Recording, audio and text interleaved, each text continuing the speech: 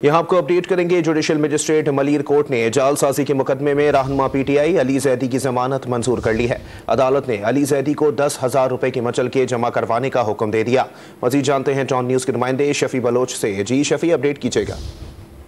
जी, अली जैदी के वकील की जानिब से अदालत से जमानत की इस्तदा की गई और इसमें ये मौके इख्तियार किया है कि मुद्दे मुकदमा से जो है वो आउट ऑफ कोर्ट सेटलमेंट हो गया। उसका जो है वो तेजी जवाब जो है वो तेजी उसकी वो क्या सेटलमेंट भी अदालत में पेश की गई और जिस पर अदालत ने जमानत जो है वो मंजूर कर ली है।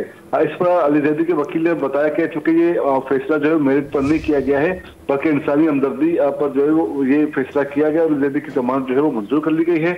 चूंकि अली जैदी की जो है वो जमानत मुद्दे मुकदमा के से जो है वो आउट ऑफ कोर्ट सेटलमेंट के नतीजे में जो है वो हुई है और मजीद तफसीलात उनका कहना है कि जो इसकी तफसीलात सामने आएगी जब अली जैदी जो है वो जेल से जब रिहा होंगे उसके बाद मजीद इसकी तफसीलात जो है वो सामने आएंगी। जी ठीक है, बहुत शुक्रिया शफी बलोच अपडेट करने के लिए।